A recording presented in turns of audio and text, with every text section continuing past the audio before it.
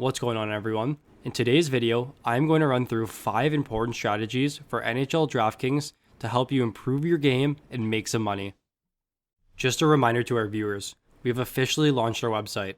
The link will be in the description. We have some amazing articles, and our player and goalie projections are also available. Please feel free to leave any feedback on our articles, and if you have any questions for this season, please refer to our fantasy discussion thread. So the first and most important thing that you're going to need to know to play DraftKings this season is to understand the scoring system. So the scoring system recently changed last year, and it is as so. Goals are worth 8.5, assists are worth 5, each shot is worth 1.5 with a bonus plus 3 at 5 shots, blocks are worth 1.3 with a bonus at 3 blocks, and shorthanded points are worth 2. For goaltenders, goalie wins are worth 6, saves are worth 0.7, each goal against is a minus 3.5, a shutout is plus 4, an overtime loss is plus 2, and at 35 saves, your goalie will get a plus 3 bonus. The second strategy, and the most crucial one to becoming a profitable DraftKings player, is to make sure that you're correlating your players. This involves picking players that are on the same line. Every single top player in DraftKings does this, and there's a reason to it. If a player is on a line that scores a goal, there's a very good chance that at least one other player on their line will get an assist on it. If you were high on Nathan MacKinnon one night, you should make sure that you have his line mates in your lineup as well. If one of your players has a strong night, there's a very good chance that the others will as well. You can also look to stack defensemen with your forward lines. We'll go back to the MacKinnon example. If you play MacKinnon's line, it's a viable strategy to pair Cale Makar with them. If MacKinnon's line has a good night, there's a good chance Makar will too. The last correlation strategy is to stack power plays. Now this is only a good strategy for some teams, and we'll use the Oilers as an example. If McDavid and Draisaitl are on separate lines, but you want to play both of them, stack up the power play. With McDavid, Draisaitl, Nugent Hopkins, and whatever D, that could be a strong lineup that will win you a GPP contest. These are all ways to generate the most success for your DraftKings lineup in any given night. The third strategy is to make sure that you are paying attention to injury news and last-minute line changes.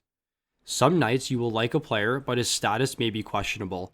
In the NHL, teams don't usually announce their full lineup until warm-ups, which is around 15 minutes before the game starts. If you have the questionable player in one of your lineups, and they announce that at 6:45 he's out and isn't playing, you'll have a player in your lineup that's scoring 0 points for that night, and it can cost you the entire night. On the flip side, teams make lineup changes in warmups as well, and if you're following along right before the slate locks, you can find any line changes that may have occurred, and this can increase your chances to win. For example, if Mikko Rantanen moves to the second line and Burakovsky moves up, you can change your stack to include Burakovsky on the first line, giving your lineup full correlation where it wouldn't have prior. Burakovsky's ownership will also be much less than Rantanen's, and this can give you an advantage over your opponents that you may need to win the contest. The next strategy is to make sure that your goaltender is starting. This may sound simple, and you might say to yourself, "Oh, I'll remember to check the starting goalie for the late game right before it starts." But as the 3 or more hours pass between the time you set your lineup and the time the late game starts, you may have completely forgot. I've had many lineups that had strong performances, but couldn't compete because my goaltender had 0 points. The most common example of this is Anaheim. They are notorious for announcing their starting goalies just minutes before game time.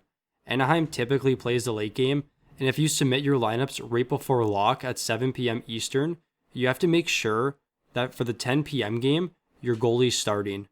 For Anaheim last year, it was very common that John Gibson would be in about 10% of lineups and not start, where Ryan Miller, the backup, would have less than 1% ownership and be starting. If you can find these last-minute changes, it could mean the difference for your team. The final strategy, and probably the easiest one, is to use the resources that are available to you. There are plenty of free sites that you can use that will help out your game every night. Websites such as Daily Faceoff and Left Wing Lock provide updated lines and any lineup changes that happen before the game starts. There are also websites that you can use that offer updated projections to help you decide which players you're going to play in your DraftKings lineup to give you the best chance at winning. Here at Fantasy Puck, we offer updated DraftKings projections for our members that are easily accessible on our website. So before you draft based on intuition, spend a few minutes around the web to find any resources that you can to improve your game. That'll do it for our DraftKings strategy video. If you enjoyed the video, please leave a like. And if you're new to the channel, please subscribe. Thank you for watching, and I look forward to seeing you in the next one.